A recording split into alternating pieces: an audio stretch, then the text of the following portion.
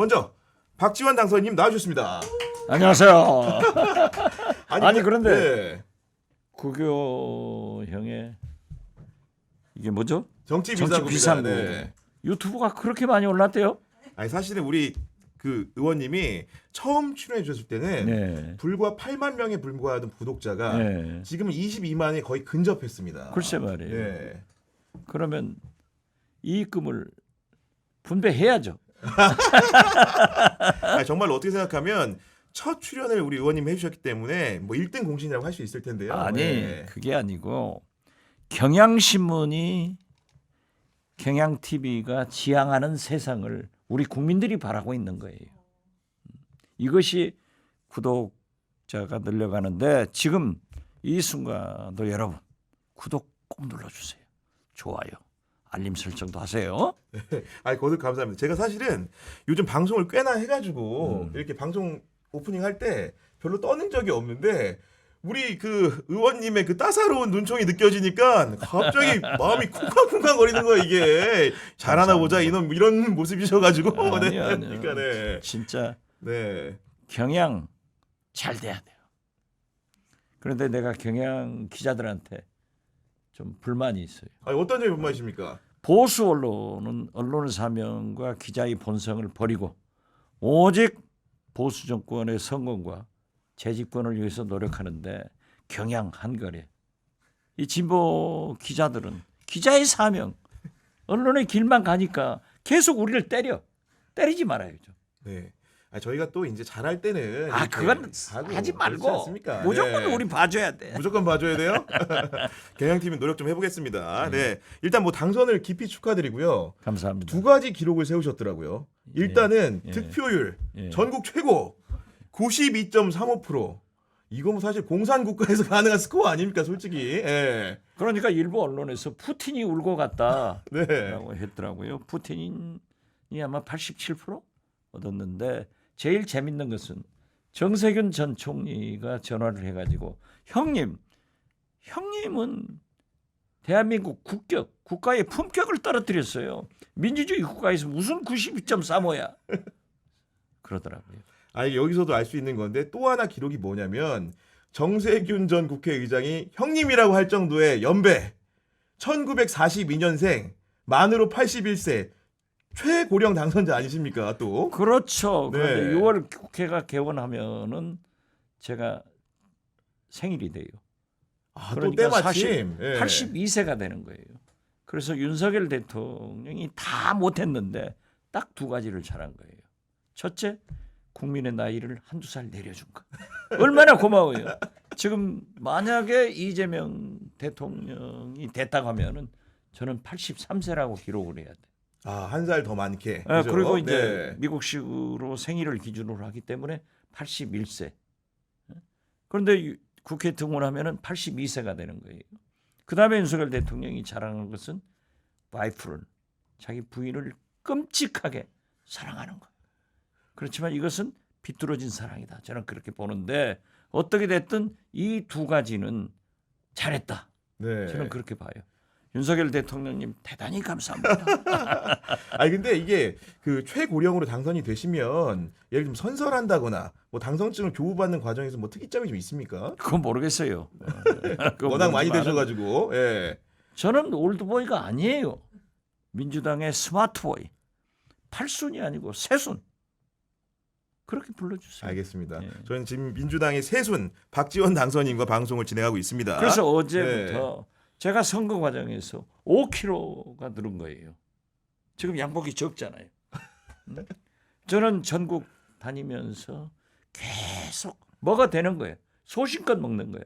체중이 늘어서 이제 지난 9일 해남안도 진도에서 마지막 유세를 하고 그때부터 음식을 줄이고 지금 한 2kg는 빠졌지만은 어제 저녁부터 운동을 시작해서 14,260번을 걸었어요. 오늘 또 걸을 거예요. 아 여의도 공원 주변 또 그렇죠. 그러신 겁니까? 네. 예전에 얘기 들어보면은 행정관 하실 때도 행정관 하신 적 있으신 거죠? 그렇죠. 그때도 이제 집에 오셔가지고 술에 잔뜩 취해서도 네. 뭐 자전거를 타셨다고. 아, 그렇죠. 실내 자전거를. 예. 네. 정말 운동해야 건강 돼요. 관리가 대단하십니다. 네. 네. 집념이 있으면 건강이 백합 돼야 돼. 알겠습니다. 본격적으로 정치하는 토크 얘기 나눠보도록 하겠습니다. 이번 총선 결과로 범야권이 무려 192석을 획득을 했습니다. 이 여소야대도 아니고 심지어는 어떻게 부르냐면은 여소거야라고 부르더라고요. 이번에 우리 국민들이 절묘한 신의 한 수의 황금 분할에 투표를 하셨어요. 국민은 보면은 항상 현명해요. 그렇기 때문에 180석을 넘겨서 범야권이 네. 민주진보 개혁 세력들이 넘겨서 패스트트랙을 할 수 있도록 만들어 놓고 만들어놨죠. 네. 그러나 200석을 안 넘겨 가지고 만약 대통령이 거부권 행사를 하면은 못하게 만들어 놨어요. 이것은 뭐냐 하면은 협치를 해라. 그러니까 지난 2년처럼 윤석열 대통령이 대통령 하면은 3년 이렇게 하면 나라가 망한다. 윤석열 대통령한테 회초리를 때렸는데 오늘 국무회의에서 말씀하시는 거 보면은 죄 없는 장관들한테 몽둥이로 두드려 패더라고요. 내 잘못은 없다. 그리고 민주당도 마찬가지로 지난 2년처럼 국회에서 싸움이라고 180석을 가지고도 무기력하게 아무것도 못 해내고 또 거부권 행사를 윤석열 대통령이 하면은 당하고만 있는 이런 국회는 안 된다. 그렇기 때문에 민주당은 정권 교체가 최대의 지상 목표인데 그러한 국회를 탈피해서 윤석열 대통령을 설득하고 싸워서 협치를 해가지고 나라를 제대로 가게 만들어라 하는 그런 황금 분할을 해줬다고 봐요. 최근에 보면 그 협치의 방법론도 구체적으로 제시를 좀 하신 것 같습니다. 윤석열 대통령이 탈당을 좀 권고하신 것 같고 그리고 이재명 대표를 만나서 거국 내각을 만들어라 이런 말씀을 해주셨는데 좀 어떤 뜻을 해석하면 되겠습니까? 제가 그 말씀을 했는데요. 언론들이 굉장히 많이 보도를 하더라고요. 이 언론이 보도를 하는 것은 이렇게 돼야 된다 하는 거예요. 윤석열 대통령이 거듭 말씀드리지만은 가장 큰 잘못은 당신이 대통령을 굉장히 잘하고 있다 하는 착각이에요. 그렇기 때문에 우리 국민은 이번 총선 결과로도 협치를 해라.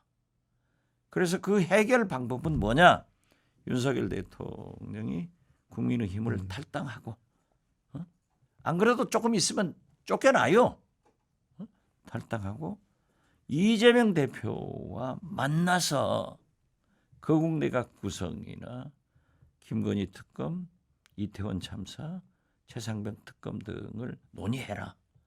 그래서 제발 민생 물가 좀 살리고 민주주의, 방심이 그런 친구들이 어디 있어요?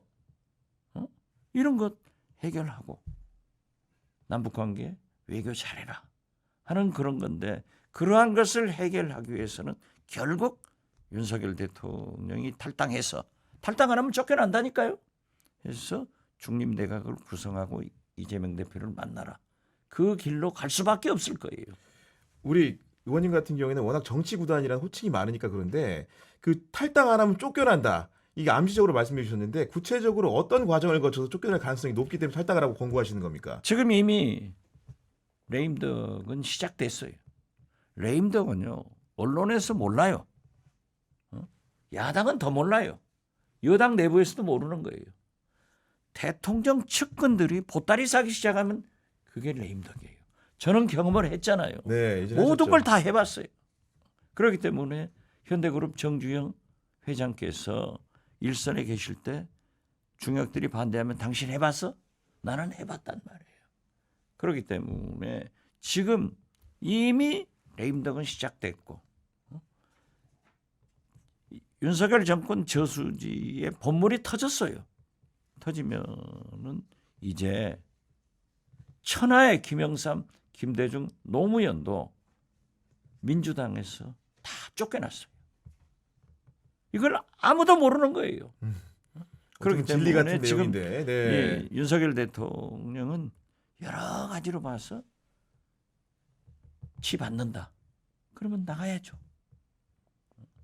눈물 많이 흘려요. 그래서 제가 이 총선 과정에 전국 지원 유세를 하면서 패티김 4월이 가면 노래를 불렀다니까요.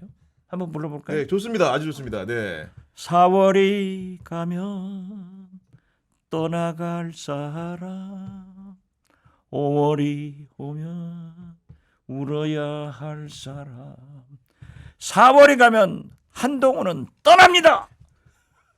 5월이 오면은 윤석열, 김건희 부부는 웁니다. 되잖아요. 야, 또 노래 가사말이 정말로 가슴에 콕 박히는데. 그렇죠. 그런데 이런 그 가사말을 받아들일 수용해야 될 대통령이 오늘 대국민 메시지를 그것도 담화도 아니고 기자회견도 아니고 국무회의에서 이렇게 모두 발언으로 했는데 일단 어떻게 보면 대통령의 눈과 귀, 입이 다 돼보시지 않았습니까?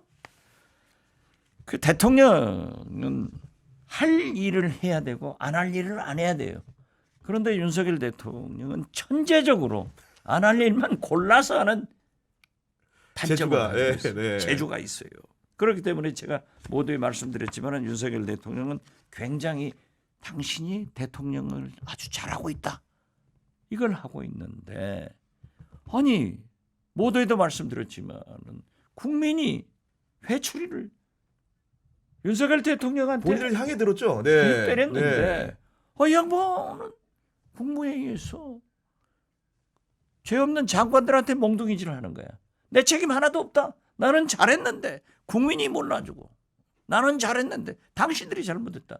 이게 말이 돼요? 아니 저도 지금 발언 중에서 이 총선 패배를 얘기하면서 우리 모두 겸허하게 받아들여야 한다는 우리라는 표현을 썼는데 사실은 삼척동자도 알지 않습니까? 이 선거 그렇죠. 패배 원인이 누군지를. 예. 윤석열 대통령과 김건희 여사가 받아들여야 돼요. 이걸 모르는 거예요. 김대중 대통령도 총선 때 여소야대가 됐어요. 2000년 총선 말씀하시는 그렇죠. 거죠. 4.23 총선. 네. 예. 그러니까 4.13이었죠. 네. 그러니까 김대중 대통령은 국민 담화를 발표하면서 사과를 하고 영수회담을 제안했어요. 이회창 총재한테 제안했죠. 예, 당시에. 제안했죠. 네. 영수회담을 했잖아요. 그런데 이 양반 말이지. 이재명 대표 만나서 그렇게 협치를 해야 된다. 국민의힘 내부에서도 그런 얘기가 나오고 보수 언론에서도 그렇게 나오는데 이건 아니야. 마이 웨이. 나는 내 고집대로 간다. 그러니까 이렇게 2년을 살아서 실패한 대통령이 만약 3년도 변화하지 않고 이렇게 간다고 하면은 당신도 망하고 나라도 망하고 험한 꼴 당한다. 제가 험한 꼴이라고 하는 것은 잘 알 거예요. 우리 국민들의 기저에는 많은 여론이 민심이 윤석열 대통령 안 된다. 그렇죠. 끌어내려라. 부정입니다. 네. 탄핵해라. 하지만은 저는 그때마다 헌정 중단이 이상 계속돼서는 안 된다. 윤석열 대통령이 성공할 수 있도록 협력하는 것이 김대중의 행동하는 양심이고 노무현의 깨어있는 시민 정신이다. 이렇게 하고 있지만은 이렇게 계속하면은 어디로 갈지 몰라요. 아니 근데 김대중 대통령 이제 말씀해 주셨는데 그때는 정말로 국면 전환을 하기 위해서 그렇죠. 모든 것을 열어두고 그 야당 총재에게도 직접 만나자고 하는 용기가 있었는데 지금 여기도 어떻게 보면 참모들이 여럿 있지 않습니까? 홍보수석도 있고 비서실장도 있고 그 외에도 각계 참모가 있는데 이런 조언이 없었을까요? 글쎄요. 제가 어제 대통령실 출입 기자 보수적인 두 분하고 전화를 해봤어요. 그랬더니 이관섭 실장, 한호섭 정무, 이도훈 홍보 수석 이분들이 비교적 합리적이어서 상식파라고 한대요. 아 상식파. 상식을 가지고 있다. 그런데 이분들이 윤한 갈등 이러한 것도 다 해결했단 말이에요. 그런데 윤석열 대통령은 자기한테 반하는 얘기를 한 사람. 그래서 이번 인적 쇄신에 이 세 분이 다 들어갔죠. 다 들어간다는 거죠. 들어가건 안 들어간 건 문제가 아니고 깜짝 뭐 어쩌고 일도 없다. 이대로 간다 하는 거예요. 국정 기조도 변함없이 간다. 네. 그래서 굉장히 실망하는 것 같아요. 그런데 그래서 그 얘기를 듣고 윤핵관 중에 윤핵관 지금 현역 의원이고 당선되신 분한테 전화를 해봤어요. 야, 대통령이 이래서 되냐? 나라가 망하는 것은 막아야 될 것 아니냐? 했더니 아마 내일은 그렇게 나가지만은 더 추이를 봐서 국민 담화를 발표합니다. 항상 그 사람 말이 맞더라고요. 아 사후적으로. 네, 네. 사후적으로. 그런데 여기에서 세게 언론도 국민도 야당도 비판해야 돼요. 그래야 정신 차려요. 아, 그래, 정신 안 차리면 번쩍 들어서 해야 한다? 당신 예. 실패하는 건 좋지만 왜 우리가 망해야 돼요? 어떻게 만들어 놓은 나라가 위태로워져요? 이건 아니죠. 그분이 이철규 의원이시죠? 아니에요. 아니에요? 누구라고 얘기할 수 없어요. 아니 궁금해서요. 그냥 그런 거였는데. 딱 예. 물어버리면 내가 들킨 것 같잖아.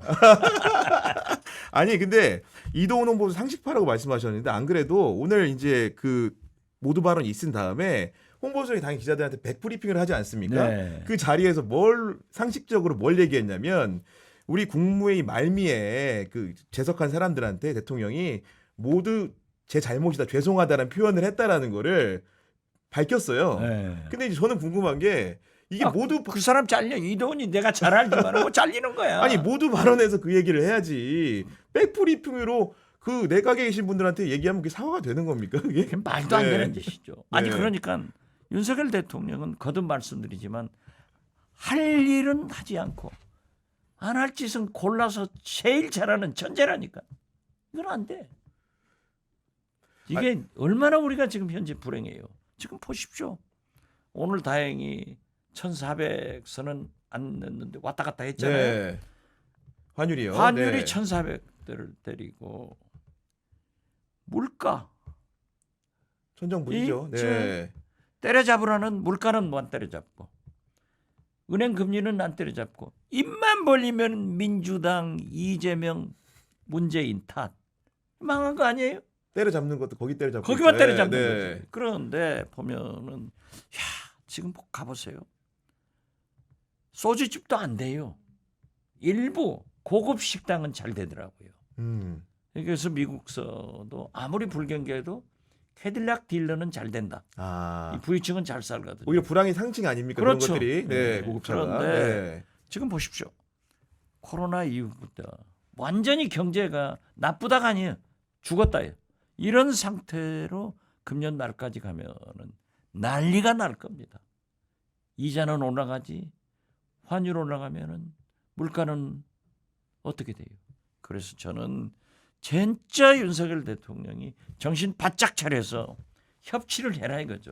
그래서 매일 이재명 대표하고 통화도 하고 대통령실에서 예. 만나든지 국회에서 만나든지 만나가지고 이런 민생 물가, 남북 관계, 민주주의, 외교 관계를 해결해 나가야지. 싸우자는 것 싸워서 졌잖아요. 이건 아니다. 아니 그런데 저는 걱정되는 부분이 오늘 이 모두 발언을 보면 우리는 해부학적으로 기자들 보지 않습니까? 네. 거기 보면 야당이라는 표현이 안 나와요. 국회라고만 합니다. 아니, 통칭해서. 예. 딱 보세요. 네. 이재명 대표가 서민들을 위해서 25만 원씩 배분하자. 이걸 갖다가 포퓰리즘 해버렸잖아요. 포퓰리즘이 아니야. 그냥 마약 중독자는 마약이라고 해버리잖아요. 그러니까 뭐 마약과의 전쟁 이런 식으로 이건 도대체 어떻게 이런 표현을 쓸 수 있는지. 아니 그래서 사과하면서 문재인 정부의 부동산 3법도 굳이 언급을 그렇죠. 하더라고요. 예. 예. 아니 불필요한 단어 같은데. 아니 그러니까 사과하는 게 아니라 나는 잘했는데 국민들이 몰라주더라. 그러니까 민생 토론도 앞으로 계속 하겠다는 거 아니에요? 맞습니다. 예. 민생 토론 뭐 34번인가 해서 1,500조. 이제 예산 잔치를 했는데 그렇죠. 지금 또 예, 추가로 그 돈은 지금 어디서 예. 만들죠? 그래서 김건희 여사가 디올백 받아가지고 대통령실에 이 뇌물 받은 거 반환하는 창고가 있나 봐. 거기다 넣어놓고 반환 기다리고 있다는데 윤석열 대통령은 나는 그랬어. 제가 대통령 모실 때는 청와대 있을 때는 없었는데 대통령실 그 뒤에 조폐공사 하나 만들어 놓은 것도 아니고 돈을 찍는 거 아닌가? 돈을 찍는 예, 거 아니에요. 이렇게 많이 필요한데. 네. 그러면서도 10일까지 발표할 예산 관계는 딱 숨겼잖아요. 그렇죠. 네. 그 이후에 이제 결손 문제를 세수 결손 문제. 결손을 네. 그제서야 이제 꺼내는 바람에 이것도 사실은 국가재정법 위반 아닙니까? 이게 위반, 위반이죠. 엄격하게 따지면. 아니, 그러니까 자기 국회에서 국민이 민주진보개혁 세력, 민주당 등 이렇게 192석을 주었다고 하면은 싸울 건 싸워야 돼요. 그래서 이미 국민적 합의가 이루어진 김건희, 이태원, 최상병 특검하면서 계속하지 않으면은 나라가 망한다. 자기 죽는 건 좋아요. 왜 우리가 죽어요? 왜 우리가 어떻게 만들어 오는 나라인데 이것을 일거에 대통령 잘못 만나가지고 이 꼴 되냐 이거죠. 네. 그래서 저는 대통령이 좀 반성하고 제 길로 갈 수 있도록 이재명 대표의 사명이 크다. 우리 민주당이 잘해야 된다. 싸울 때 싸우고 협력할 것 협력하면서도 어떤 경우에도 명명백백하게 반대, 견제를 하면서 협력할 건 하는데 이게 협력의 길이 없잖아요. 네.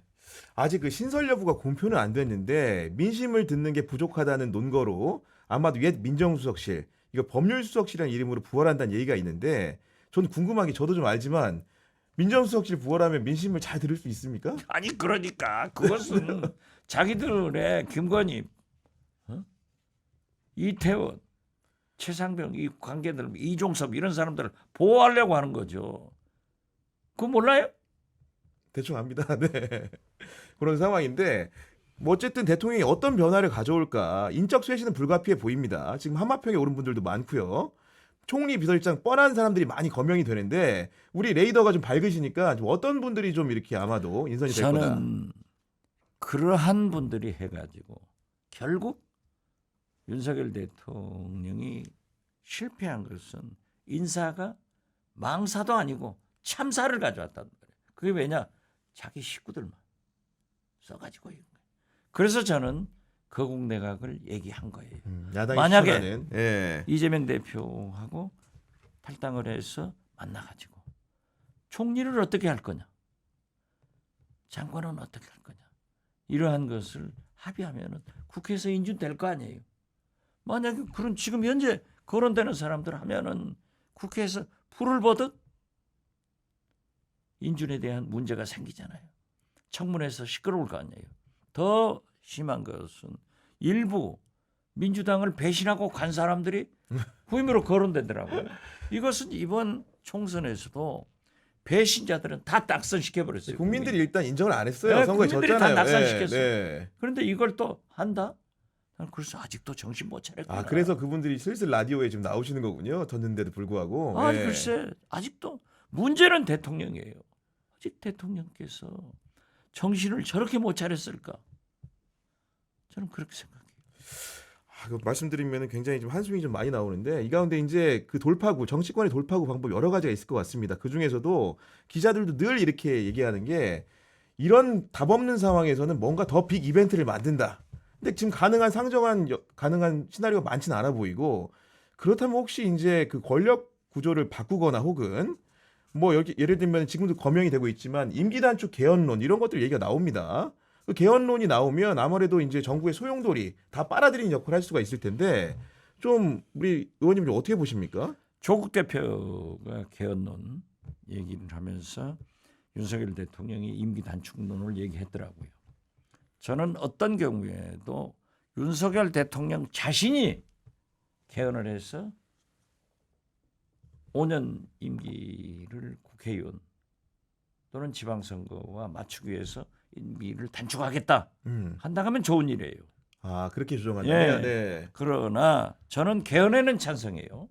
그렇지만은 그 임기 단축해라 했을 때 현직 대통령이 개헌을 안 해버리면은 개헌도 물러간단 말이에요. 그렇기 때문에 그러한 것은 let him do it. 그 사람이 결정해야 돼.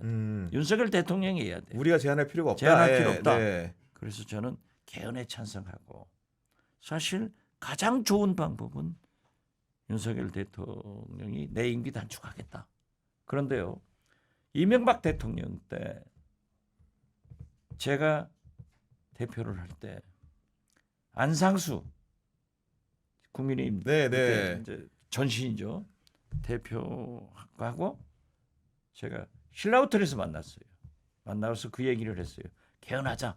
안상수 대표가 굉장한 개헌론자예요. 호의를 보였군요. 예. 개헌하자. 4년 중림제인데 이명박 대통령의 임기를 1년만 포기한다고 하면은 개헌이 된다라고 했더니 안상수 대표가 자기가 하겠다.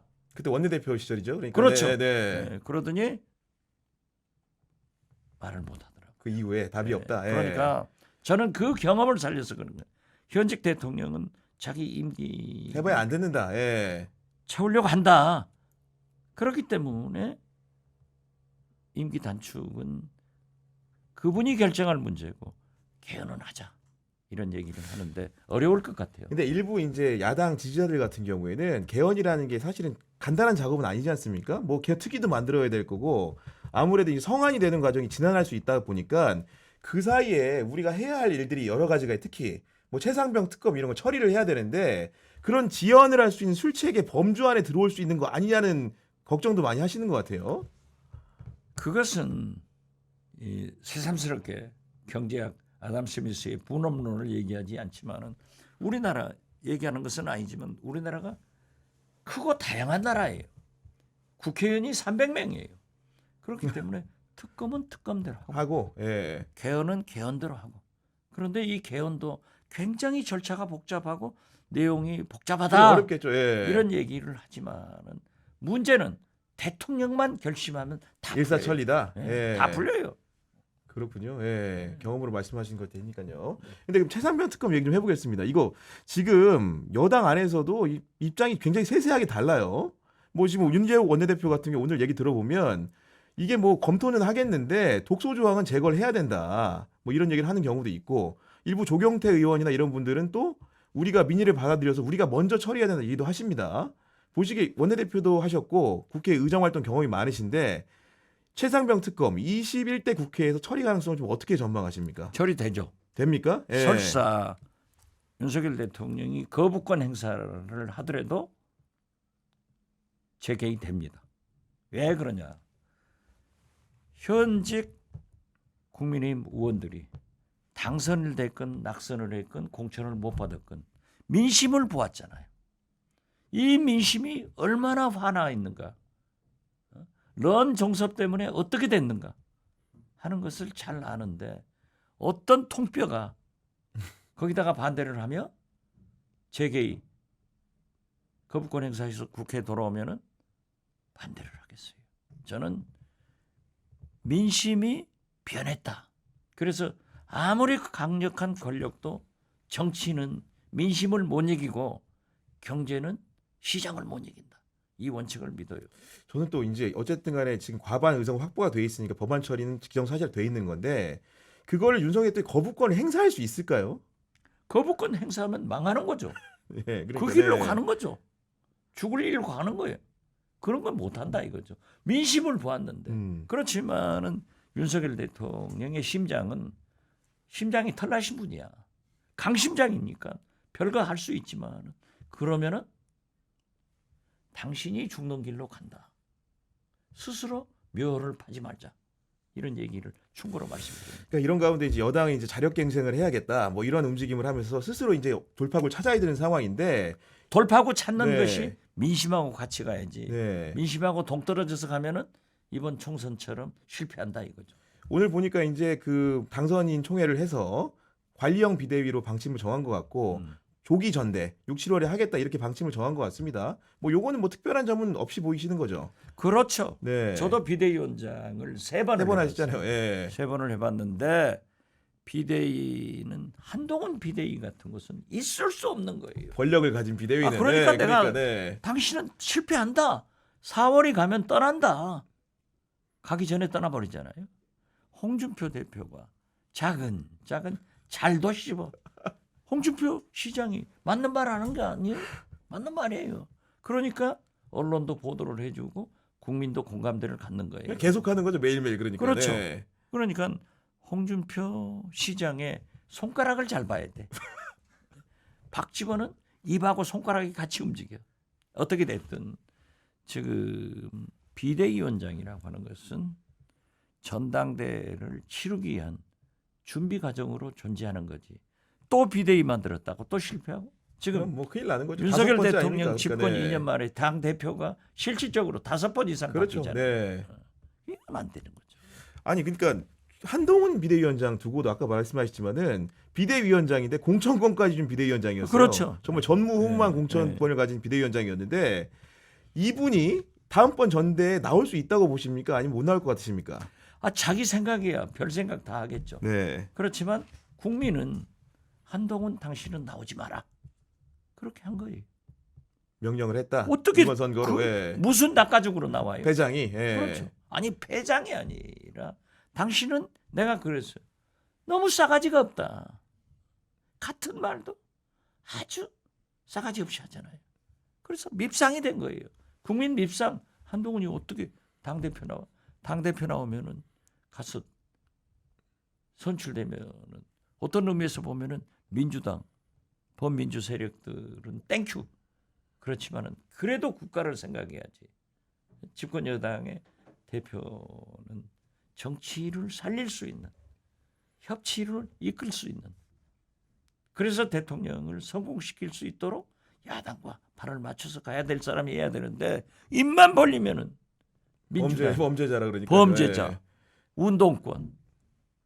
그러면서 자기들 운동권은 또 공천하고 그러니까 다 떨어져 버리죠. 어떻게 보면 정청래이 예전에 그 한동훈 위원장이 비대위원 처음 취임했을 때 한나땡이라 그랬잖아요. 한동훈 네. 나오면 땡큐라고. 네. 근데 이번 전당대회가 어떻게 보면 민주당 입장에서는 정말로 그럴 수 있겠네요. 만약에 나온다면 나올 일이 없겠지만. 네. 본인도 그렇지만은 그래도 국민의힘도 정당인데 그러진 않을 거예요. 네. 아니 근데 그럼 궁금증이 드는 거는 어떻게 보면은 지금 당분간 재기가 어려운 정치인을 상대로 홍준표 시장은 왜 이렇게 조리돌림을 매일매일 하는 겁니까 이게? 맞는 말 아니에요. 네가 나와서 언제 박근혜 이명박 다 잡아놓고 네 한동훈 위원장이 할 일을 해야 돼. 박근혜 전 대통령 찾아갔다 해서 제가 아마 제 일성이 뭘까? 제가 그랬어요 방송에서. 대통령님 제가 수사를 잘못했습니다. 죄송합니다 했을 거라고. 그런데 이런 정치를 한 집권 여당의 대표 비대위원장이 없었어요. 그렇기 때문에 저는 전적으로 홍준표 시장의 지적이 옳다. 저는 그렇게 봐요. 옳은 얘기이기 때문에 하는 옳은 거다. 얘기죠. 한 노림수가 있다기보다는 그렇죠. 네. 그렇게 그러면 이제 차기 전대 좀 기간이 남긴 했지만 누가 될 것인가 이게 초미의 관심이긴 한데 일단 뭐 나경원, 김태호 이런 분들 거론은 너무 많이 됐고 김한길 국민통합위원장이 나올 수도 있습니까? 그건 모르겠어요. 김한길 위원장은 재주가 좋으신 분이라 당 대표는 못할 거 아니에요? 왜냐하면은 그래도 보수 세력인데 그 국민의힘을 지켜주는 보수 언론이나 태극기 부대 등 그 보수 인사들이 민주당도 있지만은 또 김한길 대표는 특수한 게 있어요. 이런 사람을 어떻게 보수 정당의 대표로 앉히겠느냐? 이건 아닌 것 같아요. 사실은 그리고 그, 김한길 위원장이 아주 스마트한 분인데 그런 것은 하지 않을 거예요. 그러면은 우리 의원님 보시기에는 그 지금 거론되는 나경원이나 김태호 같은 분들은 알려진 분들한테 무게 중심이 쏠릴 거라고 좀 보십니까? 아마 그럴 수도 있겠죠. 그렇지만은 원희룡도 참 좋은 인물이었는데 제가 그랬잖아요. 한동훈이 정적 제거는 잘한다. 개항으로 보내가지고 정리해버리잖아요. 그런데 자기도 죽어버리니까 문제죠. 그래서 어떤 분이 나올는지 모르지만은 저는 집권 여당의 대표는 우선 대통령한테 민심을 정확하게 전할 사람 그리고 무엇보다도 국민이 바라는 야당과의 협치를 성공시킬 수 있는 그런 역량과 배짱을 가진 사람이 나와야 성공하지. 괜히 야당 집권 여당 대표하고 요즘 뭐 총리 장관 서로 안 하려는 거 아니에요? 그러니까 대통령실 수석들도 일괄 사표 내니까 아이 감사합니다. 우리 떠난다 하고 좋아한다는 거 아니에요? 그런데 그러한 독배를 마시려고 하겠어요. 그러니까 다른 거 다 필요 없어요. 대한민국에서는 윤석열 대통령이 바뀌어야 변화해야 살 수가 있다. 저는 그렇게 네. 봐요. 그리고 이번에 오늘 한국일보 보도를 보니까 이 조국 혁신당 얘기를 좀 해보면 그 만약에 여야 양대 정당에 위성 정당이 없었다고 한다면 조국 혁신당이 12석이 아니고 31석을 한다는 계산 셈이 있더라고요. 글쎄, 그건 모르고 네. 우리가 조국 신당이 생당할 때 저는 더불어민주 비례연합에서 안 하라. 안 왔으면 세석밖에 못 하는 거예요. 그리고 조국 돌풍이 있어서 우리 더불어민주연합이 훨씬 더 많은 의석을 차지할 수 있었는데 안 왔지. 배척했잖아요. 배척하고도 그래도 이재명 대표가 굉장히 정치력이 있더라고요. 조국 혁신당 대표가 돼서 오니까 같이 가자. 우군이다. 사실 그렇게 선언을 했죠 그때 당시에. 네, 그렇게 가잖아요. 지금도 같이 가고 있잖아요. 아니 근데 그 호남에서 조국 혁신당이 어쨌든간에 비례정당 순위로는 1당이 됐습니다. 네. 굉장히 많은 표를 받았는데 호남에서 조국 대표가 인기 있는 이유는 좀 뭐라고 좀 생각하십니까? 그걸 제가 얘기했다고 혼났어요? 아니 실제로 해남한도 진도가 제 지역구가 서울에서 가장 먼 곳입니다. 제주는 지리적으로는 멀지만은 비행기가 다 가죠. 금방 가죠 타면은. 네. 아무튼 해남한도 진도는 KTX로 차로 이렇게 가는데 거기를 다녀봐도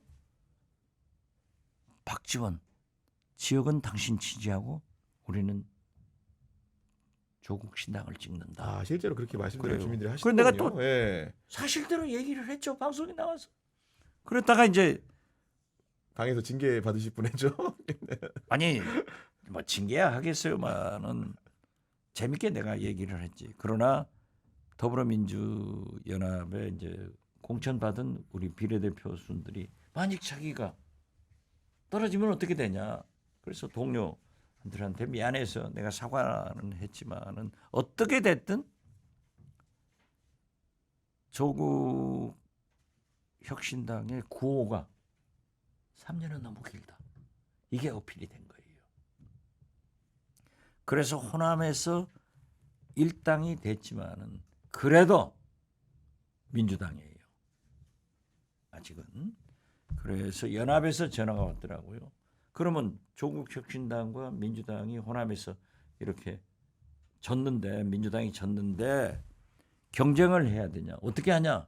그래서 절대 그렇게 소탐대시라는 얘기를 해서는 안 된다. 왜 국민이 192석을 주었느냐? 함께 협력하면서 가야 된다.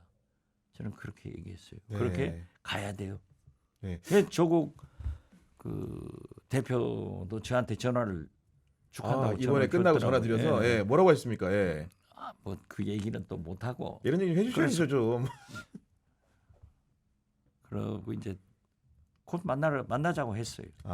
조만간에 만나서. 네. 네. 여러 가지 얘기 좀 잘 해봐야죠. 네. 그 마지막으로 하나 여쭙겠습니다. 이제 그 민주당 같은 경우에는 이제 제일 중요한 게 21대 국회 전반기를 뭔가 통솔할 뭐 이제 예를 들면은 뭐 원내대표 중요하겠지만 그 위에 있는 국회의장 사실은 굉장히 중요하지 않습니까? 그렇죠. 지금 물망에 있는 분들은 5선 의원들까지 물망에 있기 때문에 당연히 우리 그 박지원 의원님의 이름도 거명이 되고 있는데 이번에 국회의장 선거 작심하고 나서실 겁니까? 안 나서실 겁니까? 저는 아직까지 제가 국회의장을 하겠다 이런 생각도 없고 얘기를 한 적이 없어요.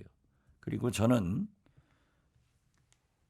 마지막으로 진짜 국가 원로답게 윤석열 대통령이 잘못하면 잘못한 대로 싸우겠다, 투쟁한다. 그러면서도 협력할 것은 협력한다. 또 마찬가지로 우리 민주당도 제대로 하자 하는 그런 모범을 보이고 싶어요.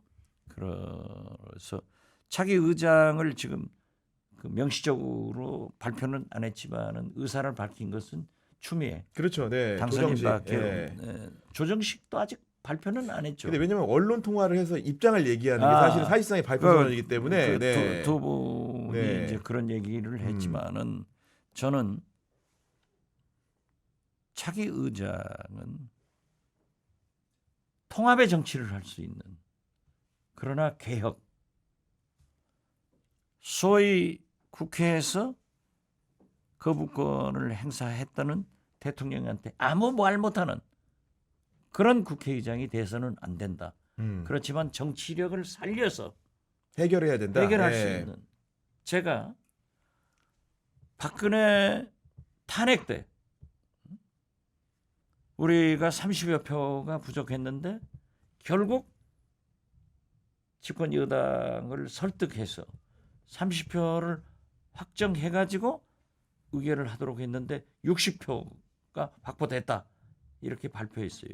그런 정치력을 좀 발휘해서 윤석열 대통령한테 투쟁할 때는 투쟁하고 개혁에 방점을 두고 협치를 이끌어내는 정치력도 있어야 된다. 네. 저는 그렇게 생각합니다. 그러니까 국회의장 거론도 많이 되시지만 8월에 전당대회가 있기 때문에 혹시 당 대표는 좀 어떤 의사이신지 궁금해하는 분들도 있습니다. 저는 당 대표도 생각한 적은 있어요. 그렇지만은 이번에 우리 국민들은 총선의 결과로 보면은 이재명 대표한테 재신임을 했어요.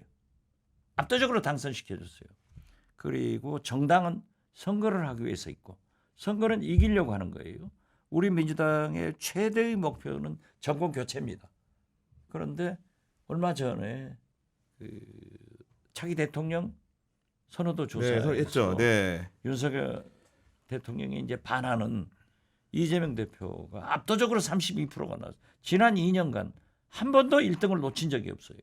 그리고 2등으로 한동훈 뭐 27% 나왔는데 거기는 가버렸고 4월에 가면 간다고 했잖아요. 가버렸고 했기 때문에 저는 이재명 대표가 당대표를 계속해서 민주당을 이끌어야 되고 만약 대통령 후보를 원한다고 하면 당은 당규대로 1년 전에 대표직을 내놓으면 된다. 이것이 김대중이 문재인이 했던 길이다. 그래서 이재명 대표가 해야 되는 거 아니에요? 하나 첨언하면 혹시 다음 전당대회가 대표 선거의 경우에는 아무도 나오지 않은 무투표 당선이 될 수도 있습니까? 그렇게도 보죠. 지금 현재는 민주당은 단결을 해야 돼요. 이재명 대표 중심으로 단결을 해서 모든 포커스는 정권 교체에 두고 정권 교체를 위해서도 저는 지방선거에 이겨야 돼요. 이번에 보면은 저는 억울하게 참 아슬아슬하게 우리가 낙선한 분들이 많아요. 특히 제가 부산의 민주화의 대부 배다지 선생 시민사회장이 갔더니 굉장히 울분을 토하더라고요. 부울경에서 부산, 울산, 경남에서 5석밖에 못 이겼어요. 김두관 지사 같은 것도. 그러니까요. 네. 간신히 떨어진 거예요. 그렇기 때문에 저는 국회 이재명 대표한테 건의하려고 그래요. 사무부총장을 두 사람 더 가지고 원외 지역 조직을 관리해 나가자. 그래서 이 사람들이 실망하지 않고 계속 정치할 수 있게. 지역 관리를 해서 하면은 우리 지지 세력이 늘어나고 두 번째로 원내 대표가 결정되면은 원내 수석 부대표도 한 사람을 더 두어서 원외 관리를 하자. 예. 원외 관리가 아니라 네. 이제 국회의원 그 원내는 그렇죠. 원내 예, 대표가 국회의원이 아니기 되겠죠. 때문에 네. 범야권 민주개혁 세력 즉 조국혁신당, 진보정 이런 당들을 계속 함께 할 수 있도록 관리해 나가야 된다.